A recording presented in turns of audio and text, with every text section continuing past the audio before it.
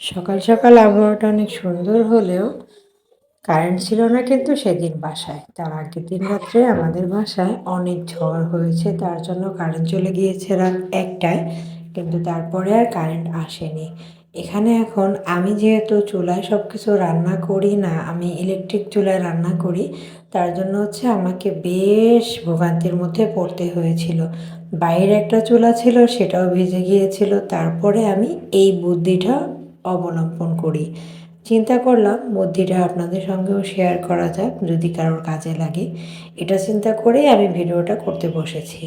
এখানে দেখতে পাচ্ছেন আমার বাসায় একটা পুরানো একটা স্টিলের কড়াই ছিল, সেটার মধ্যে হচ্ছে আমি ২-৩টা কাঠ দিয়ে পরে হচ্ছে পলিথিন দিয়ে আগুন ধরিয়ে দিয়েছি। উপরে দিয়েছি দুধের হাঁড়ি। এই দুধটা আমার বাচ্চার জন্য জাল করছি, যেন ওকে আমি একটু নাস্তা করে দিতে পারি। তো এটা হচ্ছে আমি প্রথমে বুঝিনি যে আসলে একটু কাজে দিবে। এটা আমার নিজস্ব আইডিয়া না, আমি এরকম একটা ভিডিও টিকটকে দেখেছিলাম, সেখানে এরকম করতে দেখেছি, তাই আমি আজকে নিজেও অ্যাপ্লাই করলাম। পাশে কিন্তু আমার ঘরের বেড়া আছে, যেটা একদম শুকিয়ে ঝনঝন হয়ে গেছে। যে কোনো সময় এক ফোঁটা আগুন লাগলেই আমার পুরোটা ঘরে আগুন লেগে যাবে। তারপরেও আমি অনেকটা সাহস নিয়ে এই কাজটা করেছি।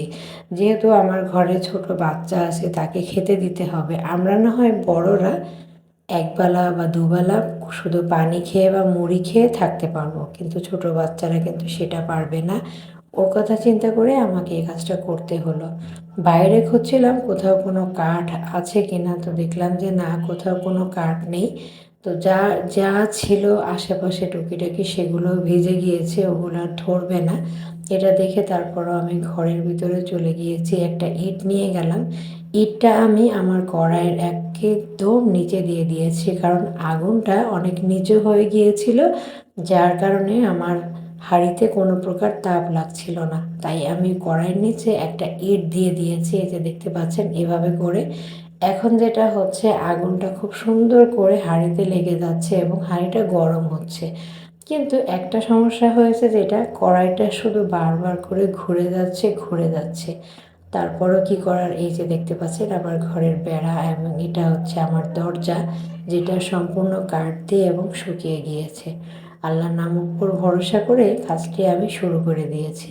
রান্না করতে হবে, খেতে হবে, এটাই হচ্ছে মেইন কথা। ঘরের মধ্যে অনেক ধোঁয়া চলে আসছিল, তাতে হচ্ছে চোখ জ্বলছিল আমার এবং একটা গন্ধ আসছিল।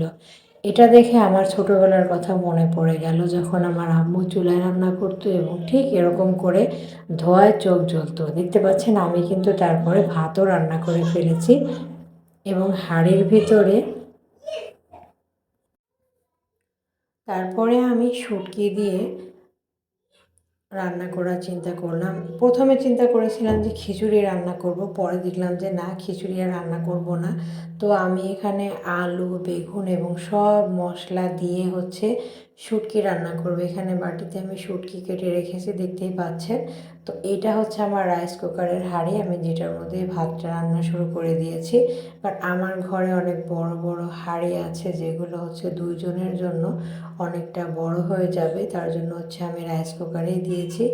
এখানে আমি তরকারির মধ্যে টমেটো অনেক চিকন করে কেটে নিয়েছি, আপনারা দেখতেই পাচ্ছেন। এভাবে করে শুটকি রান্না করতে কিন্তু অনেক ভালো লাগে খেতে। আমি আসলে কখনো শুটকি খেতাম না, আমি শুটকি পছন্দই করতাম না। সবাইকে বলতাম শুটকি যদি আমাকে কেউ ফ্রিও দেয় তাও আমি খাবো না।